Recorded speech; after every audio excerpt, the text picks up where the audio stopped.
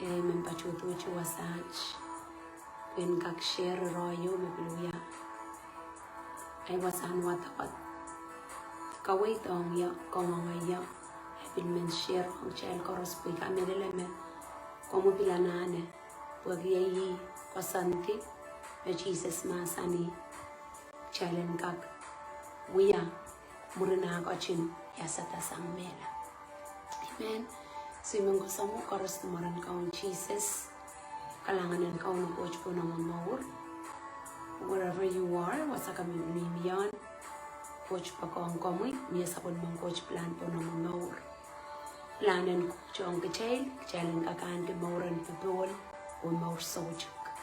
So kami lalang may message watch, connectong, mauran pipol o maur sojak. Amen. So muna ipantaw nan wasan kawit may menwatong child mo na ibilwente mayor pong watch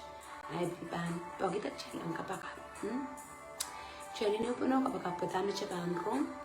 and kak sense lamao changa kalieti paisa chasang lale men bisulara child and so ani chi charki tamak child mi milale apolali rain so komu ngoy and kak rise up to kosinenta pun masan and coach uko ko na child maur life sang nan palpawan notch nan win pon pe kalangan coach pwede kauno coach ki yang ya ang so mau yang ka protapon life po yang share sa pon mamasan amen munji ju bangin songan karompate siya sama seli bok chalenter an kiti sayar te inong and bebe usa masan and coach nito na coach amasani Challenge posa always all masan leliro samba oriama jasuch kag lel ways ang Africa kete Indonesia pa kamelele may miyag Facebook te miyag internet po amukalok o ay kalok and kag lel nan wasan kawi kinanen pusi ayen kakwato bileu chuka chamangeng kechal po kono melen chorus me bubu sa masan and coach yeyi message watch magchallenge koskosaya nan wasa chorus magchayniya so I was ang kawit and sang nan lukre sa payo pero chikuchip ay sa kuno o pay sa kasu nan wasa ang kawit at enen sense lamao dame pain Jesus masani ong kachay so makomuya man mayang bubu sa masan and coach chilibilipil wasang kung sarawiyan wasa kong po sa yan and message which pan we main message on kachay so longan milel chorus me sa pan message which makomo yung ay pan we babusa we me Jesus masani nan lukre sa payo pay sa klimaw le pay sa kusu nan rochik pay sa klimaw masani na Jesus ko chin kamraini ta kapetral ko kapeten warong ko poran tete kila puksaraw te masanan puksaraw Mon Christ abang coach la sang warong ko. Kamaray ni Railta, the coach ki yung Rail ngene. Puran ka wewe ki. Dami kin mama sa ni yung Rail na ninsokan me coach ni samba watch. O ye yung Rail kas tuli Rail. Sunan wasang wata makumwatak na ni Roch kaskasaya me kamaray ni Railta. Puran ka wewe ki. Dami masa nan puk sarawi masa ni ranwatch. Amen. Kami lele me komuyongoy. So yang wewe keranche ya pwede kamaray na ngay sarawi na miya yung remo yung rey na pilalatar at siya inang yang rong inang yang kalongki masa ng kamawar amen pwede yan sa wew makaran magchaypon panumon coach or yung puko way puko at saka take yeyi masa ng kauno amen at saka take pwede Jesus masa ni sang mech kola yech makapano niya so imi pang wata kong kachay kan pwede na san salamaw yan message law tong ya papin ngoy pilkol kalong masanen coach up so cha aleti wewo watch the kaudial watch o kalangan lalan sa we makauno coach reaching ata kamaray nita ay mata-mata po yung kakosa o pata-pata ko ni ay wewe ki tama masanen coach masanita kuprang kauno ang kachay amen nan paisa ko no masanita no Jesus masani yang rai Jesus masani yang rai tana ituan match me inchintiar mesayaw utan ban lokolok o Paula yasata sang mela ni kosiluan ran. O rongamawan Koluhla nan kapet o lapapan tipakan ban lok selinan way koros numaren sises chapsang Jerusalem. Amen. Nan lugayang wayay bang wata ko sa na Jesus opened the minds of disciples to understand these many scriptures. Jesus himself said, yes, it was written long ago that the Messiah must suffer and die and rise again from the dead on the third day. Jesus said, with my authority, take this message of repentance, amen, repentance to all the nations beginning in Jerusalem. Hallelujah. So masan wacha masan yang kecil, ben Jesus katete prong opreyang estuya masan kapeu, porque incing tier sang nan bukan Moses, nan bukan sogo pagan, upil nan melka kakan koskosaya, tamat ang wiyawi murin Jesus apa, Paula teyasata. So ime Jesus pleu opreyang ime masani kanan, ira chikchik paisa kuano, masani tana ime incing tieran match, ekatete yang komuyongoy. Disciple ko to warong ko selar koch ni sambaran wach mango como yo ngoy merong masanuch me sapaler me mimiwasa me Jesus ma masano e masani tana mention tiernan puk sarawi iban lokolok enda mesayaw isme mesayaw kauno Jesus enda iban lokolok iban Paula iban yasata sang memelarakan iban yesata sang mela ayich patak makumail ban kolkolongi ran koros nan wasakan koros rena ramas koros nan way koros ni rapan samba meyeyi Koluhla ulia kapala nan kapet Koluhla ulia kapala mengo kamelele me rawach the ping komi the ping oy kanyang kosa iya masan wach Koluhla akicha Koluhla wewe kisupe sang tip mengo chay so chaka so ko wing coach mak chay so chapang Koluhla o walia kapala mak chay so chapan so pe sang tipa chayel kan mak chay so chapan uti sang morin sang bawach mak chay so chapan walia kap mengo chay ban so chan ke komok kareta Jesus komok komuyongoy ranwach message which mensa mango chail nane ke chail anane kolung wasa koros mak chay mimia mak chay kolaya wasak chay bat patak samoro koros te som patang koros so chali bilbil ma komu yaman me som patak te komu yaman makin sensara wasa akis me so chal kolung ki masan wach Koluhla melen komu yanane Koluhla wali kapala Como yana na Koluhla ulia kapala kapakap ki yamu wasan sarawi na socha yang kolkolong ke masan wach puegi socha no reu betangak socha ko wing coach na socha Koluhla ulia kapala kareta Jesus masani Koluhla ulia kapala amma kapan tiba chelam banale men chelen Koluhla ulia kapala ma kapan dip che banale o ngen sarawi. Glory Jesus. So masan wach we are make coach lautong ya puegi kamelele me isang wach magchela na rong nan ran puka chase ko wang na nan sa mangay mengo sambawat susuwatla mele makom socho ko kon tegiliklang te yang osa magchay ko wang na nan sa ko me bana pal ako miyanane lukwariang kaun wasa kamimiya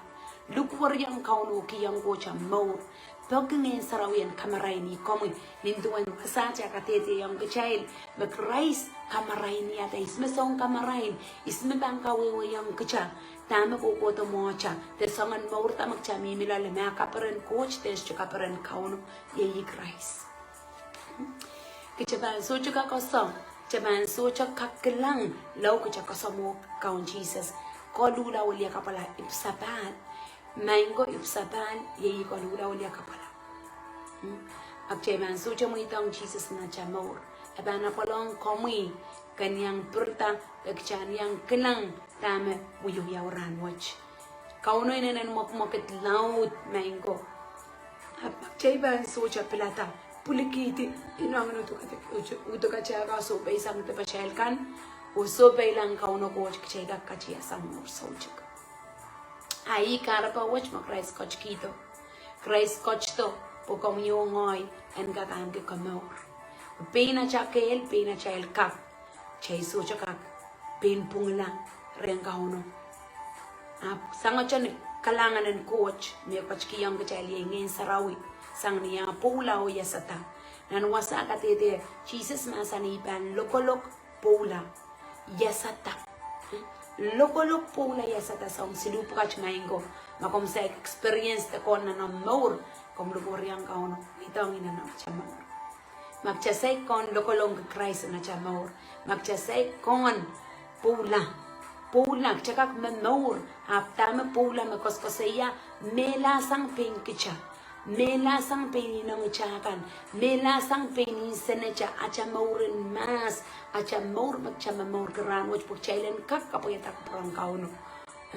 pen Paul en courage te kakela kaking chail nan Rome isa kriyaw kachik kriyaw tana kumail ter palmangi wiyan sambawach machay bang klong seli na isang bawach tanan pon pay kotrop chocho wiyawi iklang wan kotrop laut me chocho kin socha kak an ki an so ma wan monti yang rumasanan coach pweki iban wiyama iban mechkan bang kulan mele bang kulan iputi bang kulan tatok iban mech tintir igakin damay pisok ay bayang pachong Bible ti bayang rumasanan coach may isyo pisok oritan may nak William kachay may ko elelera en sawe mi bananane tutangki ibananane en wiyai pilipil yan pulikiti sang koros ay kotropan o pokata masano kosompal ke masano match po masano bangki yang chay kamor kay tekin acha kotropan acha paikan acha kotropan me koros acha tatoka pe nan marape wa pan sura la mango aptame suchi pan sura la yi masanan coach me como yo ngoy kamele le me chocho wi pe pun so sa ranwich ni ensa me so ko kalok seli me chocho pun so sa me chocho mata wa marasa yar Christ ichare wan me ma ba Jesus pogla te paikan es chui char aso chama Christ pogla te pa chel kan pun lobu so chei char mango chela nane Ponosa o pakmang kita bacaan kan mo kasamon na chamor. Iya cabang kilang mana coach, iya cabang kilang ata wak pasang en mauran ng kabano mauran ranwich. Magchasay kilang wak pasang, usay ko sampalki tatagan coach o kachapan kita, akchana na chok sa pala chamor o lukuryang kauno. But nokchon Christ coach to. Nokchon Jesus and fansalatanan kapok. Pastupan na laramas koros me sa coach. Aramas koros makin kapagap takin sarawi takin pukon momotso es Japan e banale raila kancha me peik yang sakol mamasan peik makin kabarenta ko mampoch kichailen peik yang sakol mamasan ime mamasan iran watch e masani iban lokolok iban pula iban yasata ayet patak magmailen wiwi yasanga murina iban pula ami murina iban yasata ko kola olel ran watch Aramas korosen kamor lang. Aramas korosiban rongan ng kapan ke kamor. Yeyi patagan Koluhla melel. Koluhla o wali kapala. Koluhla o wali kapala men. Pwede Koluhla o wali kapala. Yeyi maure me waksang mauren samba. Te maur me socha kaparan kupuran coach o wakyang kupuran kaun. So yatu na chapan kak an ke maurwach. Yatu na chapan kak an Koluhla o wali kapala. Ni pena chakel so chakak chaila nane le koryang kauno chaila nane ki yang Christ ko sa mo Jesus na chail mo chaila nane sikim rabaki ki pag chaila ka chesa mo so ya message yung ong ya so jukwach ni ay pilwat-wata ko isyamen kalep kila abu men bil kapay kita nor the chorus na banro pues en salamao nin Jesus akawewe mao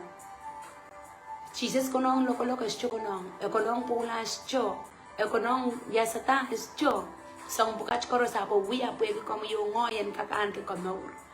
e wiya tata ko chinin tuan ko santi e sang sang en ko ton ta lo kolong ko mo yo ngoy pwe ke chai tepan ke chai luwach ke chai suat mo silang en coach so chabina chal kel e wiya tata ko e pola pag chailen kak mela sang nani sene chail kan ana pa inang nuto ka chail kan moren sampang me socho kalinga na moren kauno ikara pa na a pola in your place and my place a pola nan tawa mo nan taway pwede kita kichan mor kita amoro e yasata pag chan bilyas kita mor makap mor reo makalinga na moren kauno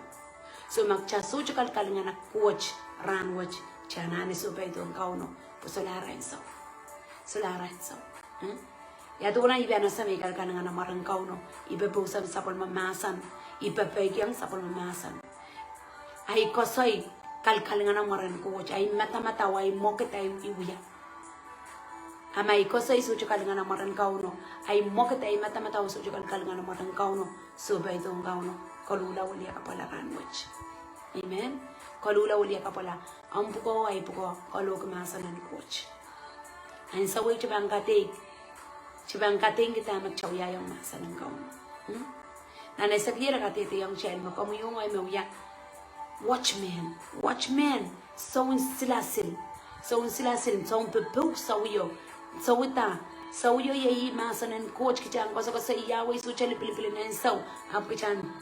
kiki way pepuk sa masanan Koluhla ulia kapala Pagkaisen coach to, o coach ki sapal mo kan, makalakanta. Amen? So kalanganan coach, kami lele message watch, panen sa wasay komo yung ngay, en kak pruta, makacha. Mauriyang e Christ, ni cheche lalapoch. Kater, so kauchi la wasa kami niya, nanchi yang uyawan kak, ewang kaon coach. Makom sa ikincha, Koluhla ulia kapala, rano mech. Stu sa pangala charong, api rano mech. Kami yata ang Pilipin. En su belang coach puye yiren kauno magchakak tiara ta kamor chan der chako saya marwach ap chan maurki kasaleta mauren coach amen so kalangan kauno coach sapol malimpak sapol mamasa nong kachay en coachin kabayata sapol mamasa watch punong maur puray moran watch begulan kauno coachin yang komi sang mechot kokolacha ye kapagad komi yung aleti po isang lolet o plata maurke masan watch klang aramas chucho memela o mela sucho koto ali cha memakan po irail memalar solar talking samba e ale sucho libili na ramas e ale mema me pul me bil sincero chuli pil isme ale me lanen mela ali seli e wi wana ka kanale wayo so como yo ay sucho ban men so gauchi sain koi maklel koi magchaila nane pruta chaila nane ono pata chada mata ma polo ni papa ko ka bakap kniya te ma po ay palian la malama ko patiting ka bakap kya mas koros te mo ko yung ay manaman ki chaila nane main pain mi acha e wong watch and pain mi on personal relationship on kauno mainen and lal mainen and yo mainen and kaperan okay en mia ayya chakan kakosa kupron coach o pepekiam masanen coach nana reina chaban memori sandawich amak chaban socha pepekiam masanen coach chaban kachiasa chaban kak ngenen mela bangkak mangoy gihala komyongoy on so mga moriong Christ kakakaon mela okay so komyongoy anane Lugurian Jesus, kotongi, kausanre, kapora ke liki, okay? Porque ren coach, soje usong, bangga kawi kichala, kichala makakaon hel, kichala makakaon mela, men, porque isi, magshakasamun, chamaur, Hallelujah. So praise the Lord. Kalangan ng kauno sa masa ng child sa coach, o yay kapakap, nasa na chankak, lelong nan mong yung koros. Enggak tuat nan mong yung koros jangan pelatan maurki pues sucila tay elek charong rong up every day teran koros em korkoron la or corona. So in and we are me coach me, Pusia and Kakshare Monaban, Wintima Pong watch, the commune and Kolu Coscosa Yawi, Koluhla will Yakapala Paramas Coros, and Gap Koluhla will Yakapala. Praise the Lord, so Bangapaka Kila Sandwich, who even Bokita was a Kamian Chelubano Kapaka. Kalangan ko may isang labalapit kapag giyang ko sa kulmasan ng kamoro kapay pinir ko sin pangok temasan iyang kiste audio king kitchenan kalak ko chumen ko kalangan maur ko rasmaray yang rong men ko kalangan kapay taray maur men ko kalangan lodi yay kapag pemasan ang koros men ko kalangan mesa rongero lodi stuya chach men rong abu yach men rong maur kita men ko kalangan po yay ko prominent tunam ko chin mama saninan wasan kawait watch ni mesaya wen chintier mo kompang ko chin lokolok pula sarti ya sata nasan to kolok te ronga mawan kolula melele nang kapit tanu ya pepos sangan sa wol ne toran watch so ye kapaka pomot so koros fellowship koros ministry koros en kapu ya kolonki nasan watch ne penir ko chin ko saneti en we pepos nan wasa koros na roin ach morning samba watch kalangon ko mo yung sam labalam sa kabang maromi ya chuban kaman di olot pompong watch katete may coach kalangan para pangan mo sarawi o may coach kalangan ikapang giyang kom kabeta mong yung umor korso may sam labalap release ako mo miyan 90 mo may coach kalangan para pa mo may sam labalap ni maromi sarawi in Jesus mighty name, O Lord.